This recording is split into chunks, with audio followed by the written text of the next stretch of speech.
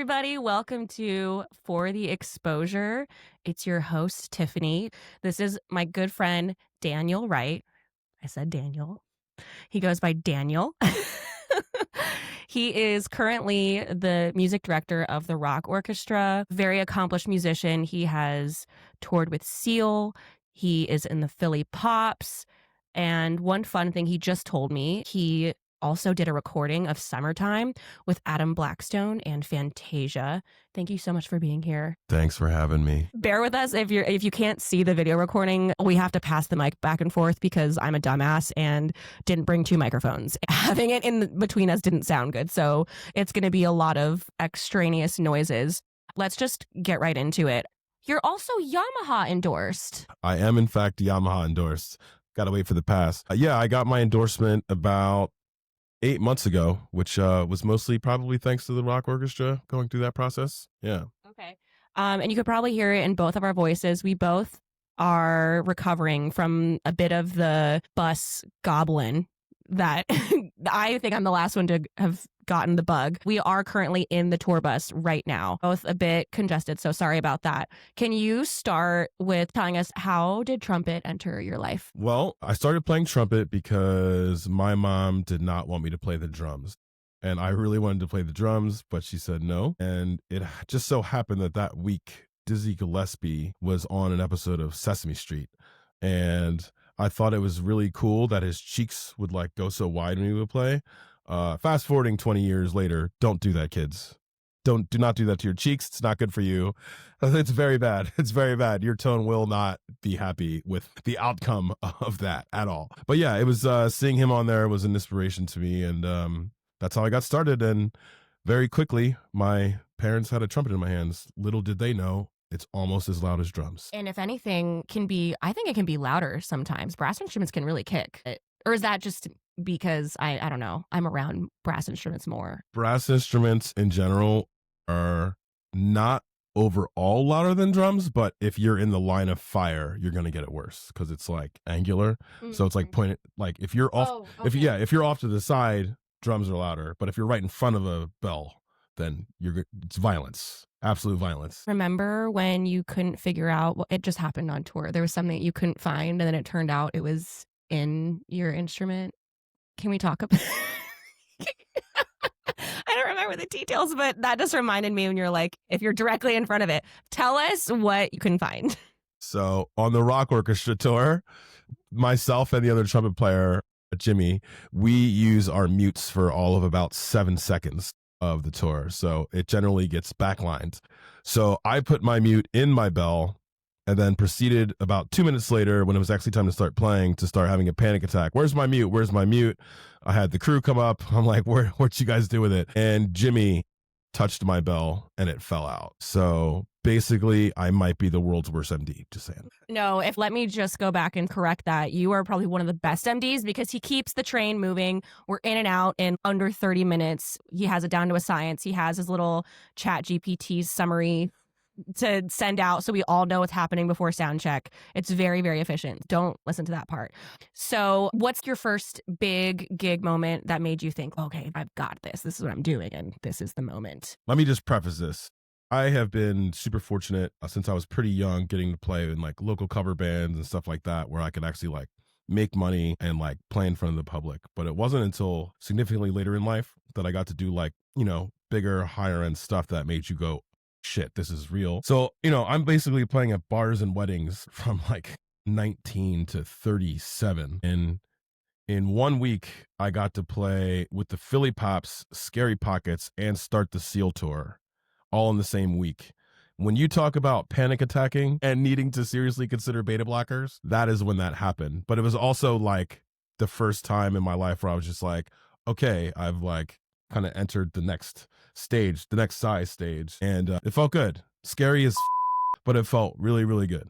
Have you ever had to take beta blockers for a gig? I have taken beta blockers for probably, let's go with 50 gigs. I took them for the entirety of the Seal tour after the first show where I was really about to lose my mind. And then up until probably that whole year, which ended with me finally, so normally with the Philly Pops, I play third or fourth, but I subbed for principal for a run of the Christmas show. And halfway through that run, I was just like, I don't think I have to do this anymore. And finally got off of it and definitely panicked a little bit. But at that point, I started to feel a lot more comfortable. Don't get me wrong, though. If I ever start to feel that way again, they're coming right back. They're sitting on my nightstand at home. I literally just took beta blockers 2 weeks ago for this gig. So Which you crushed. She crushed Violin 1 so hard for her audition. Oh, thank you. Yeah. So I'm here actually because of Daniel. I was here a year and a half ago. There was a hiatus there, and then I got a text, and you were like, "Hey, would you ever consider, coming back?" And I was like, "Yeah, I miss you guys. Oh, I would love to." So he's the catalyst in what got the ball rolling to kind of right? Did I use that word correctly? Okay. Yeah. You're definitely the reason why I'm back here. And it's so great to be back. I really love you guys so much. It's a really good time. I'm sure one of the reasons why I wanted to have you on is because not only are you a very accomplished musician, but you are on the road a lot. And with touring, it's very exhausting. Can you give us like a little insight how you handle being on the road for so long? Because FYI, he has been on the road since like July, and it is now November. I'm not sure when I'm going to release this episode, but he's been on the road for a very long time, basically almost 2 seasons. So how do you handle all of that? Because it's taxing. I've been on the road for 3 weeks, and I'm dying. I think a lot of it is just your body getting used to it. So like last winter, I was out not nearly as long as this, but by the time I got to the end, I felt much, much worse. I really think that it's really hard to stay healthy, both mind and body, out here. We're living off of Uncrustables and Hot Pockets. Just in case you didn't hear that. Uncrustables, Hot Pockets, red wine, and tequila. Even outside of those foods, as long as you try to actively put some good things in your body to just to allow yourself to recover, and also getting enough sleep is so important for everything. Even if you're feeling bad, getting a workout in. Listen, I'm not some bodybuilder over here, but having some sort of consistent training routine to break up just sitting around on a bus and eating and all that stuff, it will go a long way to like help you sustain yourself through through a long brutal tour. I still struggle with it, and I'm taking edibles.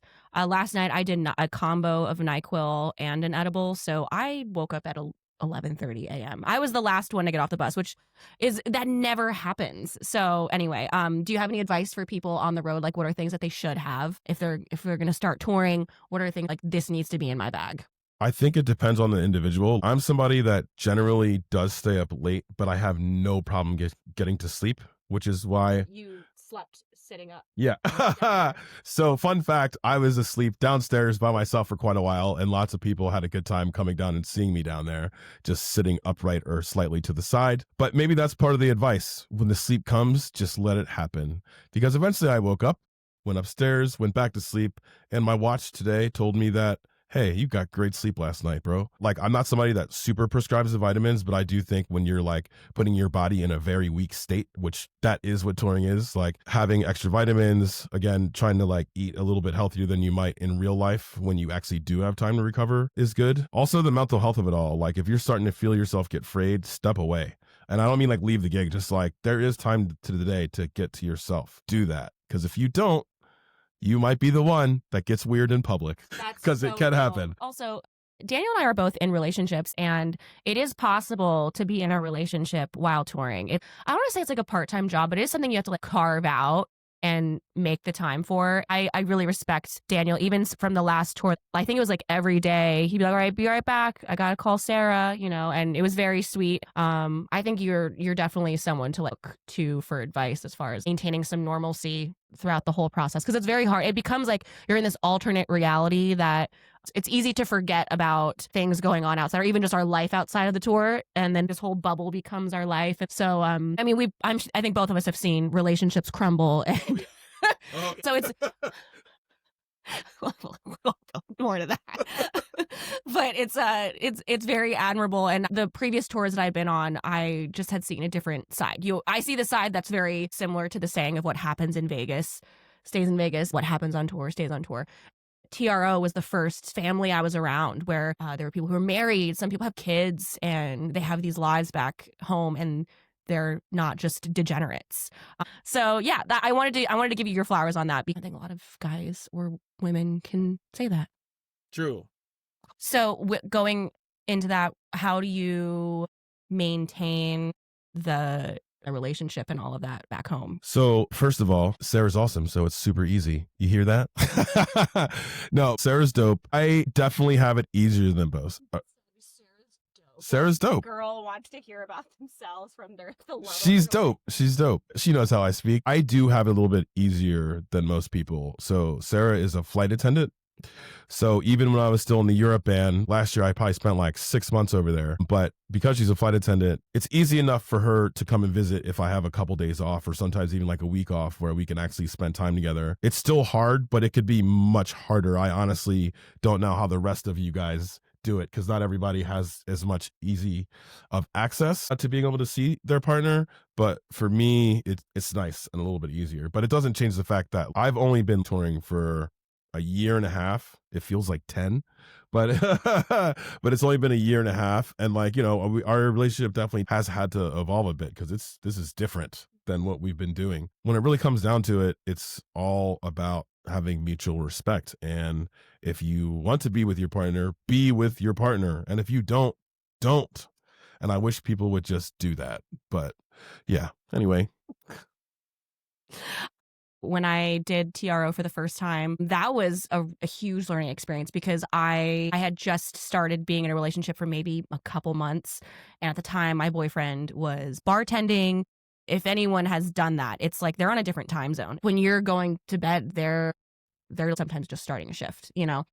Especially in New York, bars close at like 4 a.m. and they go to afters and all of that. There were a lot of hard times on the last tour. And I mean, my God, when I was gone on the Will tour, that would be a situation where it would have been so nice if my boyfriend was a flight attendant because there were these nice little gaps of 4 days. We had a week in Germany, and that was the longest we went without seeing each other. It was like 3 months. I know how long this was because the tour I was on was following her around all of Europe. Like, are you still here? No, I'm in the next city. Are you still here? No, I'm in the next city, for literally 2 months straight. Yeah, we were going back and forth. And there was one point when both of us, like he was in Sweden and I was in Norway. Yeah.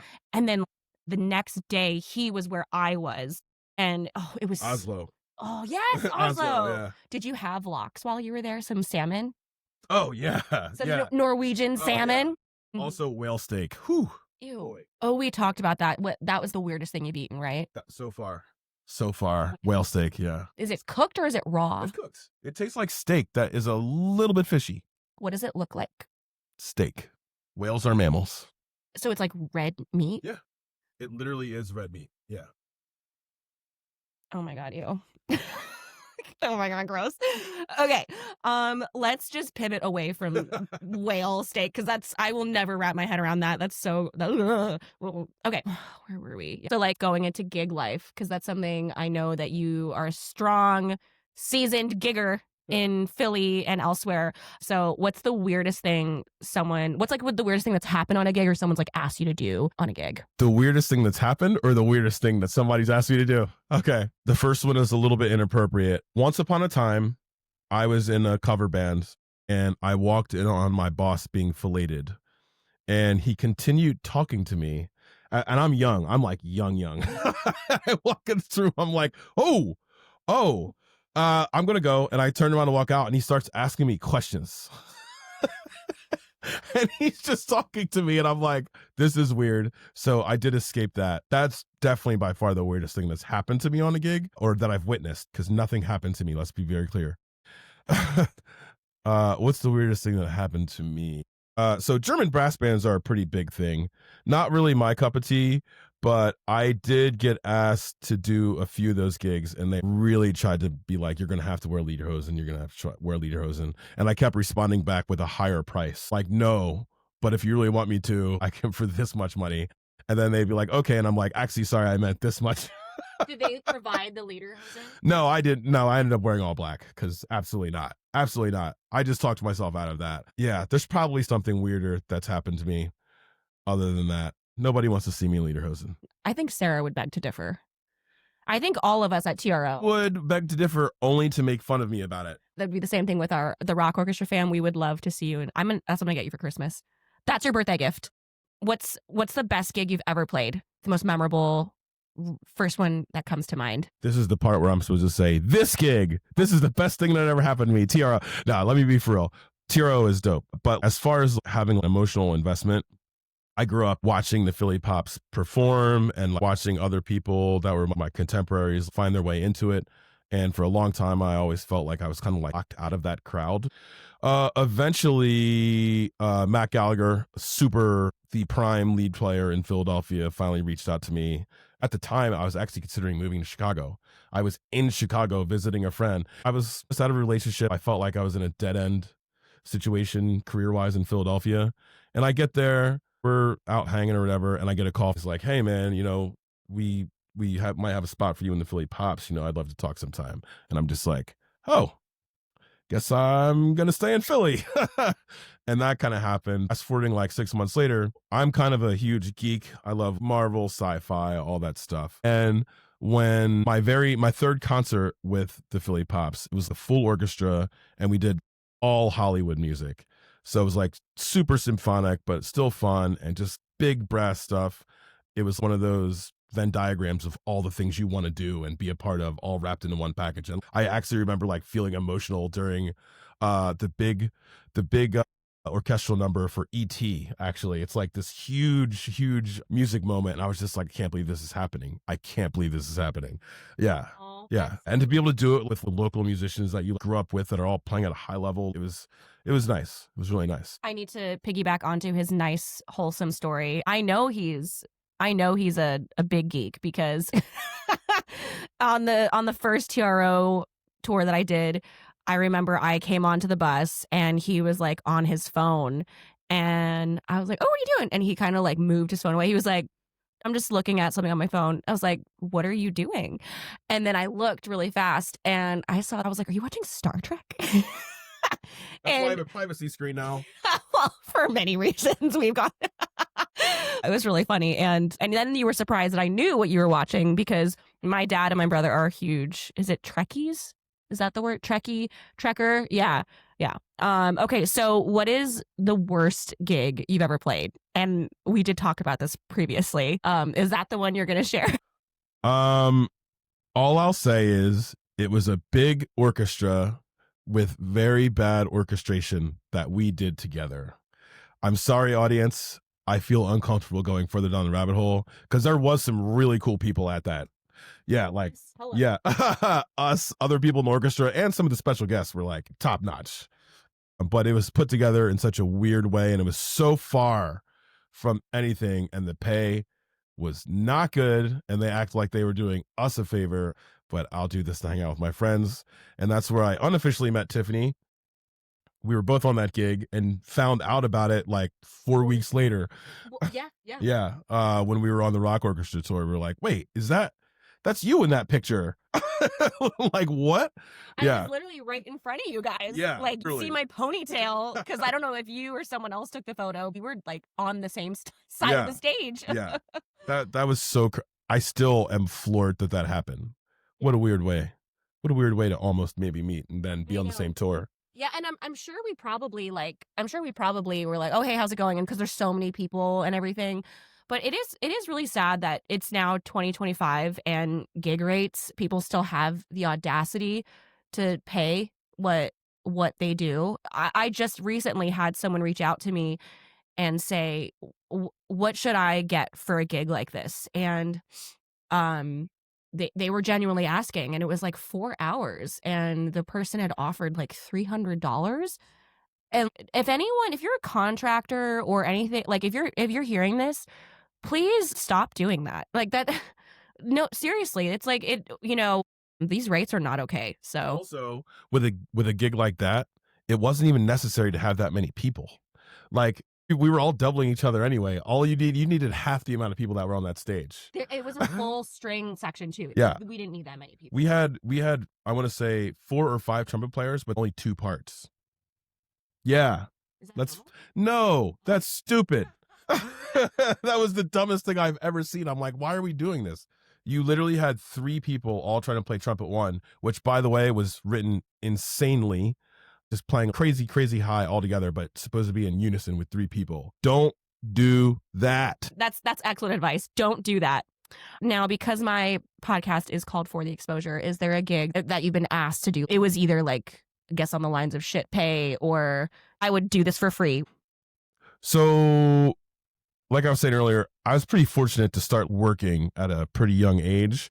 But right before that, I started in a band called Don't Call Me Francis when I was 17. It was the summer before my senior year of high school. It was really cool. It was a band I think we did probably like 100 dates a year. It was legit. But right before that, I had done a couple salsa bands where it was definitely for the exposure. And I learned very quickly that salsa music is way too hard to be doing for the exposure. Like, oh my goodness. Just for trumpet playing, it's just all higher, faster, louder. So you're beating yourself up and it's free. And you're like, I don't feel great about this. But I was 16 years old. So I'm just like, okay, yeah, I'll do it. But honestly, though, after I started Francis Band, I've pretty much been gainfully employed enough to where if somebody tries to pull for the exposure line, I'm like, no thanks.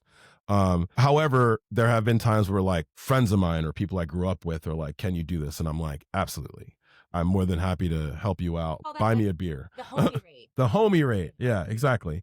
And that's something I will always continue to do. But these cats or predators that are still out there trying to act like, oh, I'm going to help you out if you do this for free.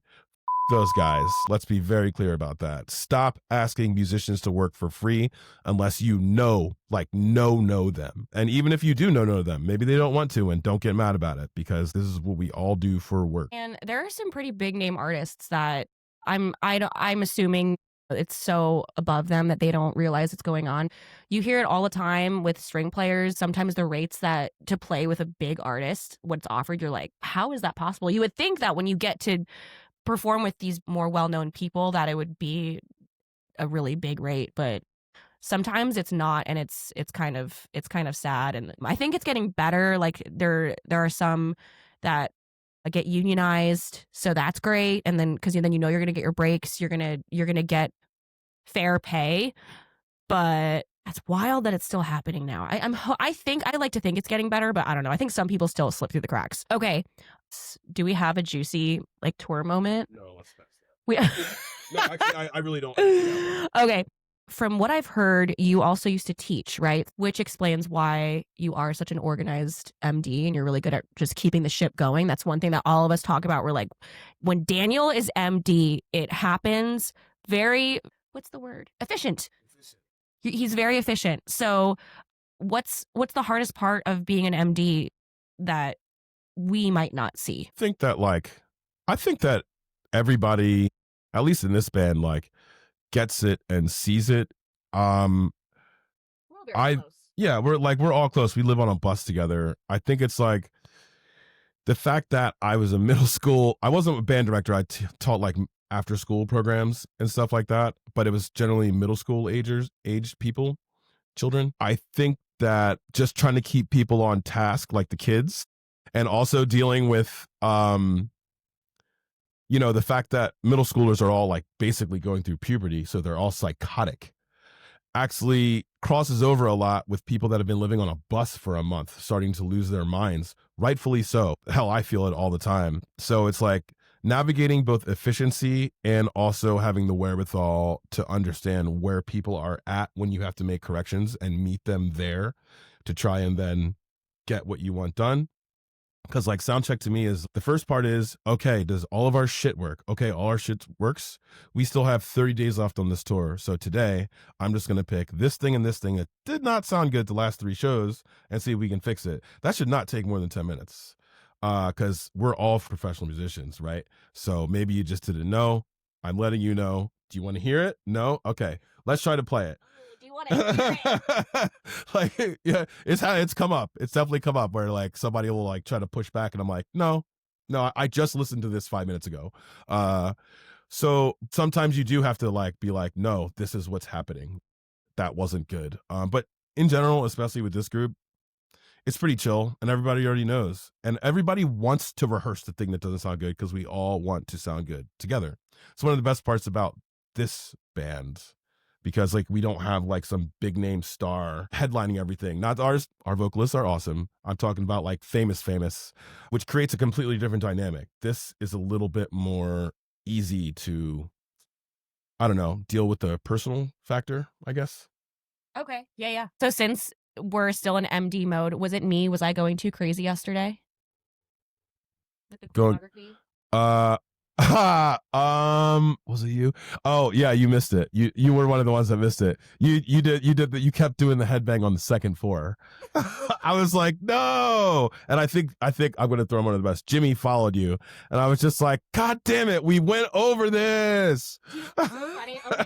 I almost said during sound check, if it was me and Jimmy, I wouldn't have been surprised because Jimmy and I were together and we were looking at each other smiling. That's so funny. I had a moment. I'm like, he's not gonna say it, but I have a feeling it's me. And if it was me, it's Jimmy too. That's why I said it's some people from both sides. I won't say any names. All right, so Jimmy, if you're listening to this, whenever it is, it was us. Okay. All right. So, is there something you're still striving for in your career right now that you haven't done yet? To be better at music. No. So career-wise for me, I've always been more of a hired gun. I play the trumpet well, but I would like to be a better musician. And by that, for me, better at jazz soloing, better at the creative end, maybe write some music and stuff like that. And it's hard to balance practicing to get better at the things that don't make you money. Because like what makes me money is executing the music in front of me. I think I do that with the best of them. But like as far as like the creative end of music, that's kind of a hole in my game that I would like to get better at some point soon. Because 42 and the clock's ticking. Wait, so you're primarily, you were classically trained? I was actually a double major, jazz and classical performance. Wow. Yeah. Nice. Yeah. Okay. Didn't know that. Wow, you learn something new every day. Friends you've been friends with for few years now. Oh, that's embarrassing. Year and a half. But who's counting? Who's counting? All right.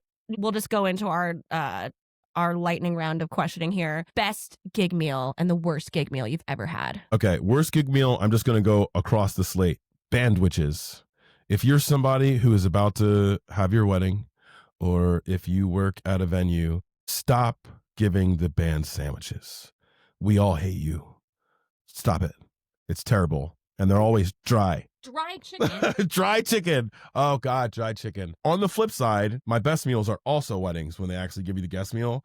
I've had some of the best steaks of my life at some of these weddings, or like a private event for a corporation where you have the salad bars out there with the shrimp, the jumbo shrimp and stuff. That stuff is great.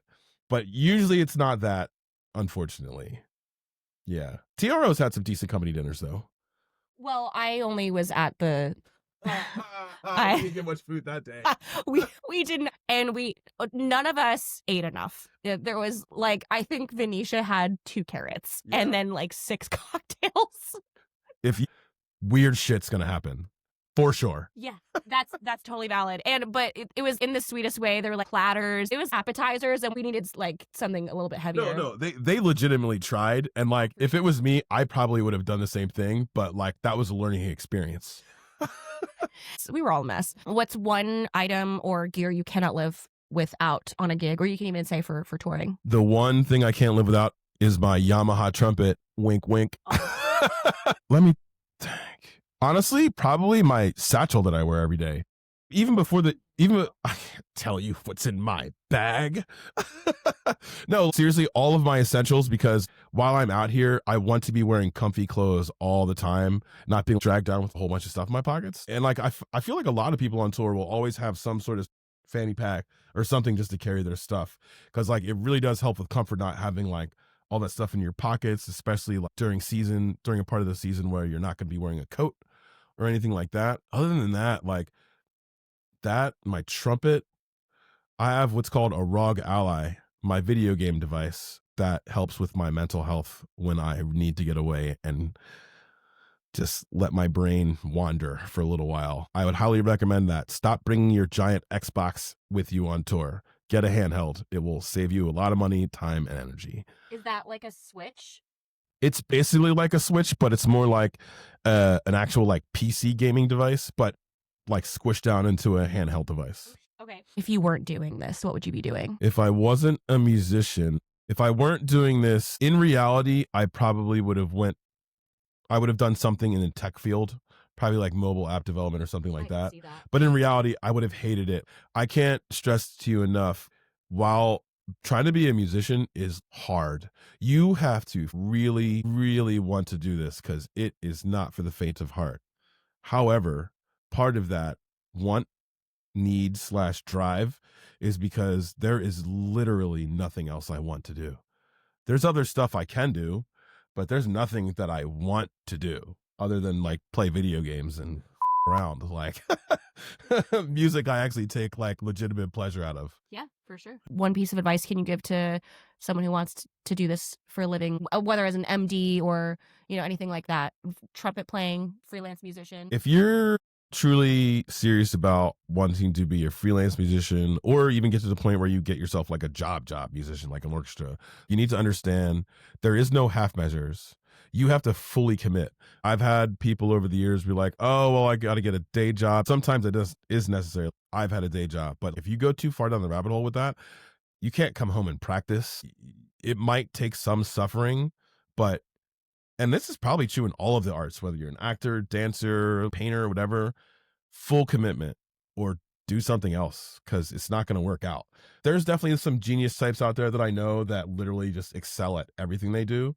But in order to get to high end stuff in music field, I don't see any less than full commitment working out. At least that was my experience. And I do feel like part of that grit when you're like, oh, I'm going to be a freelance musician, it does keep you grinding to keep it being full time. Because I think there is a part of you, especially me when I was teaching still and trying to make it in New York, there was a part of me that was like, oh, well, I still have my teaching income or I still have this, I'll be okay. Yeah. And then it took me, I think, a year of just overworking myself because I could have been full time as a musician at that point, but I was just too scared to finally quit the teaching. I just made that leap recently. Yeah. Oh, mazel. Okay. Yeah. So I think it is like you're 100%. It's a scary thing to just, you don't have the steady paycheck and it's a scary moment. And, it's definitely not for everyone. I think that's why there's not a lot of us who make that commitment. And not to say that it's bad. Some people actually need that balance. They want to have the teaching and then that. So with that, let's leave our listeners with one piece of advice as an MD or a trumpet player, as a touring musician. Okay. This is both advice and words of wisdom. I don't know. It does not matter if you are God's gift to music, your instrument or whatever. If you're not able to get along with people, you're not gonna thrive. Cause like so many of the best musicians could never be on a tour bus. Could not. Some of them know who they are. Some of them don't. I don't know. But I know that everybody that's listening to this knows exactly what I'm talking about. But with that, it's like, obviously our first priority is to do our jobs and do it well. But it's also really important to like try to be supportive or at least understanding of the people that are around you at all times because you're effectively living with each other. That's more of a reference to living on a bus like we're doing right now. But even out in the freelance world, whether you're in a rock band playing at bars or whether you're in an orchestra, you're seeing the same people. And the second you start not treating people right or just, I don't know, isolating yourself too much, that can hurt. That can definitely hurt your overall situation because anything can happen in the freelance world. None of us are doing jobs that you're, what's the word for it? That you're tenured into. It's the total package. It's not just your ability, and relying on just your ability or starting to believe in your own legend is always a dangerous proposition. So humility, that's the word of the day. Wow. I liked when you said believing in your own legend. That needs to be on like a t-shirt or something. That was one of the best pieces of advice, a similar piece of advice that someone gave me the first time I did Fallon. I had asked her because I was very new into the scene. It was like a miracle that I was even there because I didn't know anybody. And I remember she was a little more like direct, but she was like, you got to be a good hang. If you're not a good hang, forget it. There are too many people in this industry who can play and who show up on time. But if you're not showing up on time and you're not playing in tune, those are also very important. However, you need to be a good hang. And it is kind of unfortunate because I think some people are really introverted and that can be misconstrued. But I think it is very important, especially on the road. You do have to have some kind of social aspect because it will kind of rub people the wrong way. I think we've found that there are people that have kept to themselves. And then when they finally came out for the hang, we were like, oh, they're really cool. Why haven't they been doing this more? But some people just need to recharge and they need to be alone. And maybe that's also a learning lesson to us too, is like not everyone is as social as we are. And there has to be grace for that. Yeah. So I think the learning goes both ways there. Any other last thoughts that you want to share? Yeah, no, just, do your thing. Do be your happy. thing. Like, be happy, respect others, and always play to the best of your ability, and good things will happen. Well, Dan, I have to say I owe you a lot for being here, sitting in this captain's lounge with you. Dan's the reason why I'm back, and you're the best. Dan's the man. Thank you so much for doing this pod. Please submit some gig stories. It could be horror stories or good stories. And at some point, I'll read some of them and maybe I can have you back and we'll go through them. Sorry I cursed, Mom. I would apologize to my parents as well, but I don't think they're going to find this. I'm not in their algorithm, and my mom barely knows how to check text messages. So sorry, Mom, if you do end up finding this. All right, everyone, take care. And thank you so much again, Dan. Hell yeah. Bye. Hell yeah.